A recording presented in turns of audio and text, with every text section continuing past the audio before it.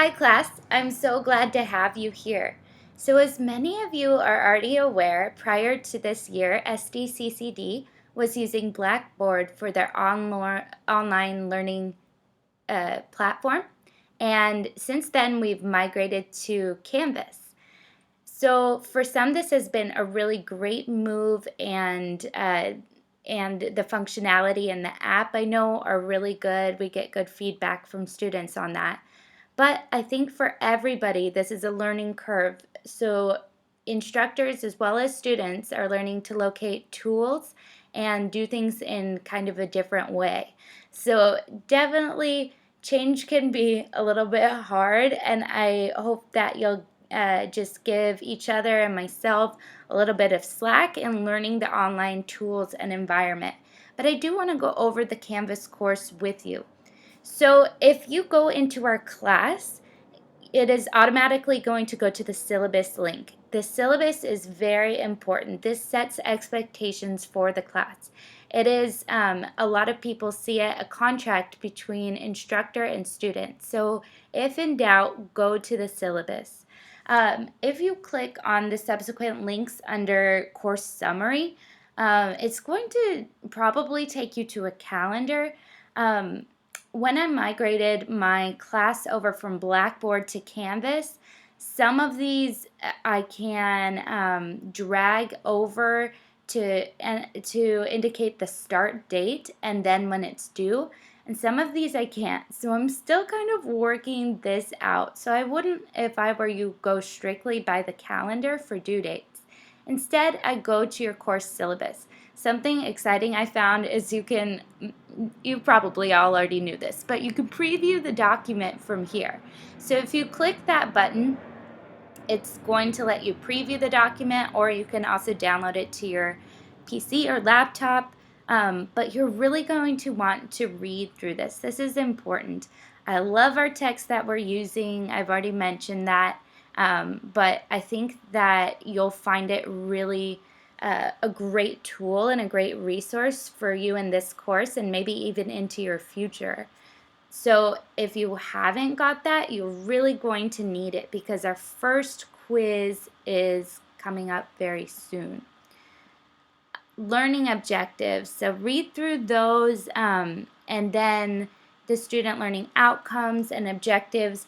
I would encourage you to read through these and then think to yourself, do I have any objectives for myself coming out of this course that I would like to accomplish personally? You know yourself the best, so take this opportunity and take this time to really put it into your personal context, how it's going to affect you the most. And then going through your assignments, this is an 8-week fast-paced course.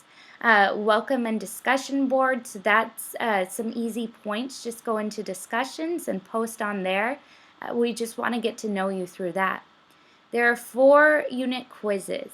So our units are separated into 4 throughout the course, and there are 2 weeks to each unit, making it an 8-week course.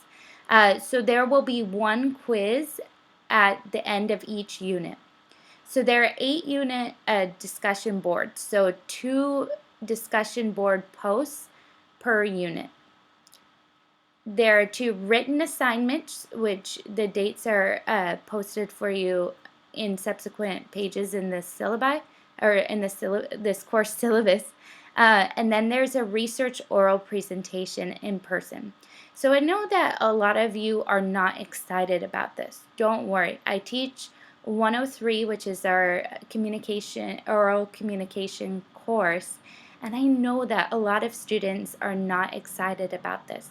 Don't psych yourself out about this. Just show up for the course. You are in a supportive, safe space to practice your oral presentation skills.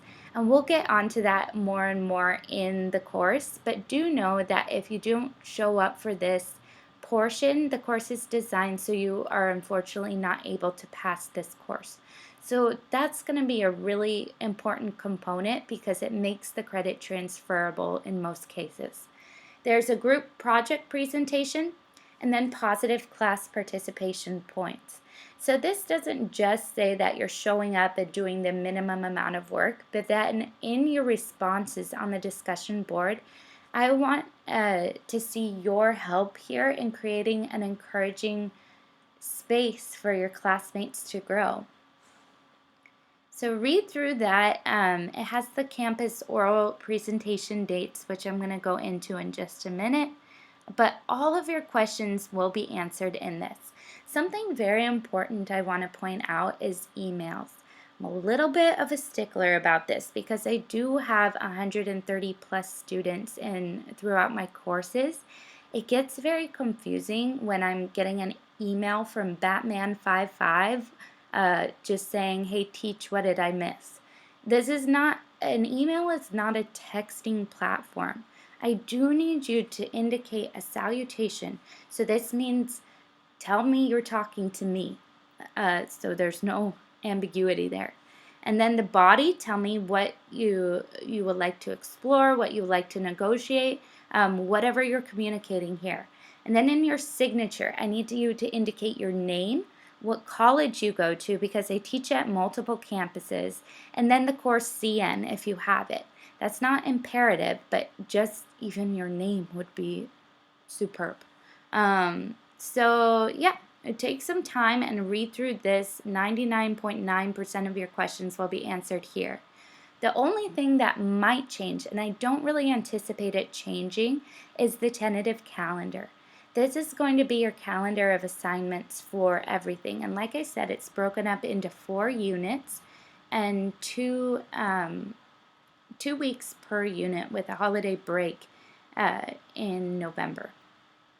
So if you scroll down to announcements, this is where I'll be communicating with you primarily. A lot of you have your notification system set up so that you do get emails when I give a new announcement. If you don't have that, I would check your settings. This help button is I've used this already so many times. This help button is going to be great for you to navigate if you need Canvas support, if you need to ask me a question via Canvas. Still use that email template that I showed you. And then there's SDCCD Canvas tutorials, which is a great place if you are new to Canvas. Modules is where you'll be going for majority of your resources. It's important to note that we use APA formatting in this course. I know that this is a big battle with a lot of students because they're so used to MLA, which you use in a lot of English courses when you're writing essays. APA stands for American Psychological Association. It is the formatting tool that's mainly used in education, psychology, of course, and then the social sciences, which we're in COMS studies here. So we're going to be using APA formatting. So if you're new to APA formatting, take a look at Purdue OWL, take a look at the website, and then APAs for discussion posts. These are great resources for you to have a look at. If I'm just so sick of having this battle with people. So it's a good thing if you have only been comfortable with MLA to learn a new formatting style and just to check them out. I know that in history they use Chicago formatting style sometimes, but note that the formatting style is really looked at through the lens of the field. All right, I'm off of that tangent. So Unit 1 is what you're going to be looking at in these first 2 weeks. So if you haven't yet, take a minute to look at the welcome videos. So these 2 videos will kind of get you amped, get you started. Next, you're going to look at chapters 1 and 2 PowerPoints, and then the discussion post 1. And the Enneagram test is your first written assignment. I don't know if I mentioned this before, but your welcome and self-introduction, it counts for separate points. So this isn't your discussion post, but it will be in the discussion section. So if we navigate to the discussion section, the first thing you're going to see pinned to the top is this Ask a Classmate Q&A forum. This is your space where you can talk to each other. I don't monitor this section. So this is like your equivalent to going into a cafe with all of your classmates where you just get to talk to each other. You can share resources, you can ask questions to each other, whatever you need to do in there. If you need to get a hold of me, you need to email me though, because I don't look at this. Welcome and self-introduction, that's designed for you to introduce yourself, post an image so we can get to know kind of who you are, and then your discussion post 1. Discussion posts become available on Mondays, and they are due by Thursday. 2 responses are due to a classmate on Sunday. In your assignments, you're going to see your assignments that are due. This means if you turn an assignment in, like the Enneagram test, you submit your assignment here. This means that you're just turning it in to me. This is not public forum. So this gives in detail instructions your Enneagram assignment. Next, you have quizzes. When quizzes become available, they will be listed here. Under people, you'll see all of the people that are in your class. So if you want to get used to names, some people have pictures, which are really great so that we can feel like we're more in a face-to-face environment. In groups, this is where you are going to sign up for your oral presentation day. So this is your face-to-face day. So you can click sign up for whatever day you would like, and I'll remind you of that soon. Under grades, you're going to see your grades listed. Don't worry, this is just my test student grades, so nothing's listed here. But under grades, you're going to see your grades. I'm usually pretty current with this. It might take up to a week for grades to appear. But if you ever have any questions, please don't hesitate to reach out and email me. I am here for you, and I'm glad you're in this course. So just to summarize, what you have due on Thursday is your welcome and self-introduction post in the discussion section, and then your discussion post 1. And then after you've done that, make sure you respond on both of these discussion posts. Oh, that's my dog Blue you hear barking. And also get started on your Enneagram test. I'm looking forward to learning more about you and getting this journey started.